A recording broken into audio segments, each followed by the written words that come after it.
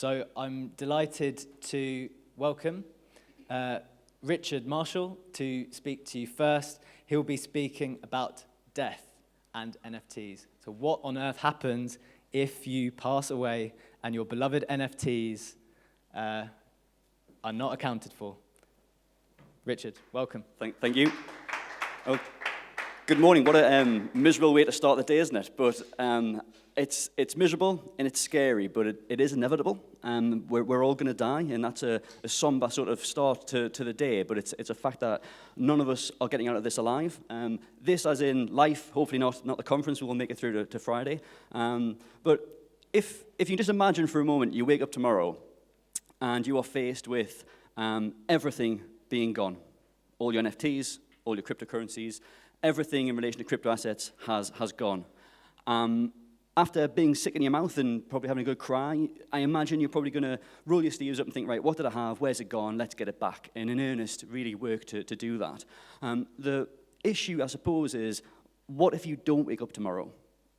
What have you done to basically leave a trail of breadcrumbs so that everyone that you love and have left behind knows what they need to do to locate, identify, and access the assets that you've had?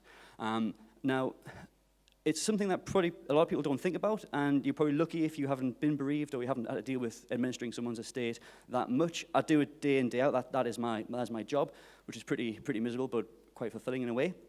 And basic estate planning looks at dealing with the estate when someone dies. So if we start with, well, what happens when someone dies? Well, if they have a will, it would appoint an executor here in the UK. And the job of the executor, in a nutshell, is to identify the assets and liabilities of the estate, collect in the assets, use those to settle liabilities, and then what's left over, you distribute to beneficiaries who are named in the will. Now, with traditional assets, that's usually quite easy. Someone will have bank statements lying around. If they have gone paperless, then they'll hopefully still have a debit card or checkbook. And if not, we can just write all the banks, and there's someone there who will tell us what that person has, because they'll be able to identify them.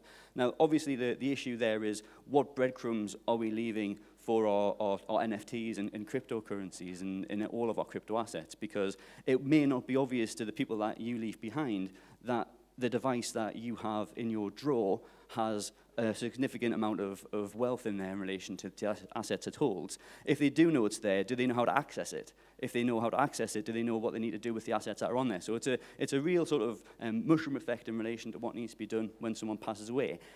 If you don't think about it and don't plan for it, you are going to leave your executors or your loved ones who you leave behind with a horrible situation, which I've dubbed basically the shitburger.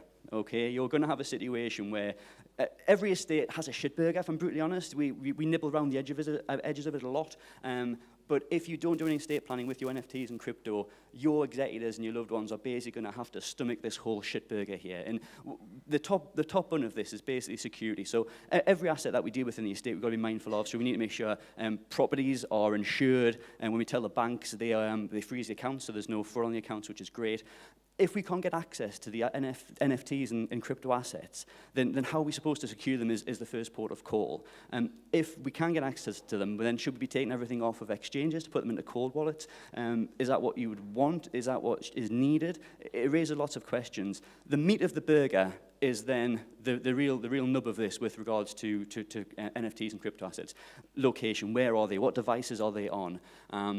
Once you've got those devices, what are you looking for within them? It's not just wallets, it is all of the benefits from the communities that NFTs create, you know, your Discords, your Telegram, your Twitter and Instagram, and all of that, everything that is there can potentially have value and benefit. And then ultimately access is the key. You know, if you don't leave PIN codes, passphrases, private keys, you are going to be really, really stuck and struggling to get access to those assets. And you want, I think, when you're dealing with things in life and you're generating wealth for yourself, which is great, but there's got to be an element of, well, what are you going to leave behind and who can you benefit beyond yourself? Whether it's family, whether it's friends, whether it's charity, you know, there's got to be a benefit. You've got to want to leave something, and if it's there and it can't be accessed, that is arguably one of the hardest things. And then I've put at the bottom of the shitburger bun there, basically, the transactional risk. So The transactions I'm talking about here, it's everything. It's that initial contact with those devices. It's easy to lock them or corrupt them, similarly with wallets. And beyond that, if you then get access, it's then, well, if it is cold storage, you are playing banker. You are making sure that those assets are going to the beneficiaries in the right way they should and in the best way they can. And that involves everything with regards to where it goes, the taxation of it, make sure it's minimized, and all of that. So there's a lot to think about with all of this. And arguably, that's an element of actually being able to access and deal with it. And why I'm sort of up here today talking about it really is because we're seeing it come through now. We're dealing with estates where people have passed away with significant wealth, I think. No one really knows in this instance, but this is what we've been left with in one estate. We've got 2 laptops, a tablet, 2 smartphones, 9 external hard drives, and a Trezor there. Now, all of those devices could have wallets on, but also could have files with information about the assets, how to access them, and the person that's passed away here left nothing. On their deathbed, they gave, if I remember, the PIN for their Trezor.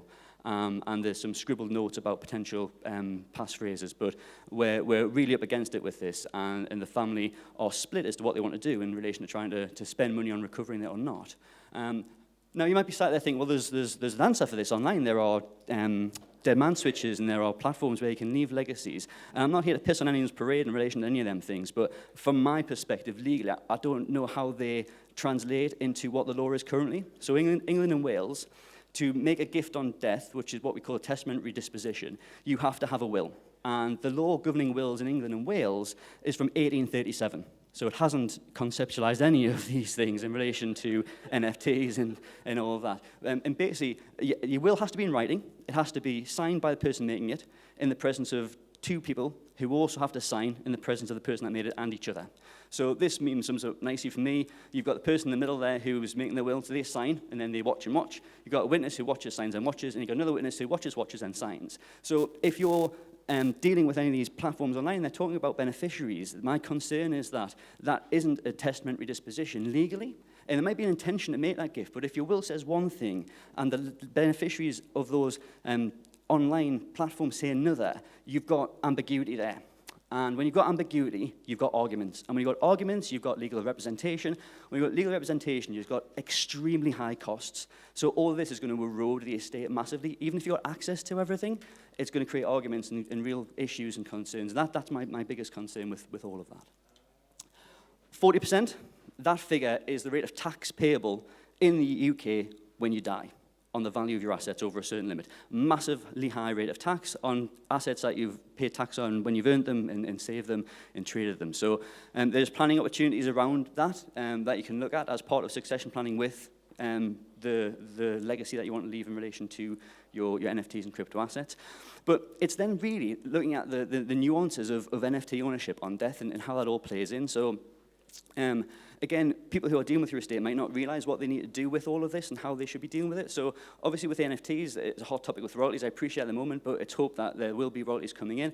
How they're supposed to be dealt with, if they're coming into a wallet, if an executive says, all right, well, yeah, you want those assets in that wallet, that's fine, you can have it. But they might not appreciate there could be additional wealth coming into that wallet at a later date that the beneficiary is not entitled to. So how do you balance that?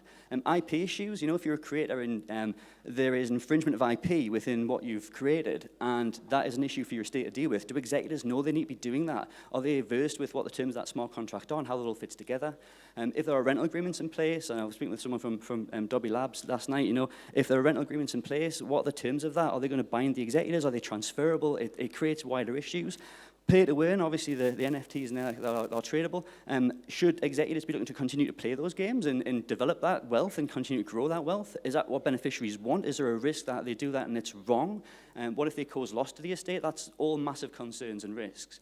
It goes beyond that with obviously assets in the metaverse and what you should be doing with that. And for me, the community benefits around NFTs are absolutely fantastic. And I think, again, executors not having awareness of that is potentially a massive issue, especially if they're not having dialogues with beneficiaries who might be more aware of that and expect to receive that or have that benefit translated into the estate. So it's really quite a real nexus of issues that executors need to deal with in relation to this. And it's, one, having the awareness and the right advice, but also, what are your wishes in relation to those things? You might be saying, look, don't worry about it. When I die, if this is happening, that's happening, don't sweat it, just pass it all on or bring it all out. What do you want? And that, for me, is the fundamental thing to think about. And then the last point really is jurisdiction. We are obviously in London here today. It's England and Wales is the legal jurisdiction of where we are. Scotland's got its own laws, as do Republic of Ireland. But globally, we're crossing lots of jurisdictions here. The UK tax authorities look at ownership in relation to jurisdictions. They're saying if you own the assets where the person is that owns them, that's where the taxation point lands. The courts are leaning more towards control. So if you've got assets on an exchange, and that exchange is basically no keys, no coin, so they have control, and they're based in a different jurisdiction. France, for example, has forced heirship, and the States has a federal system where every state has different legal procedures. Where does that all fit in? Again, having a think about that now can be quite helpful, but ultimately it's making sure that whatever you want to do with your assets, it's going to flow through, because the laws of different jurisdictions don't just affect tax, they affect how they devolve your estate. So France has forced heirship, so that wouldn't apply to a will that left everything to my wife, for example. And that is my time up, and that brings us to the end of the talk, where we basically, let's talk about it and have a conversation.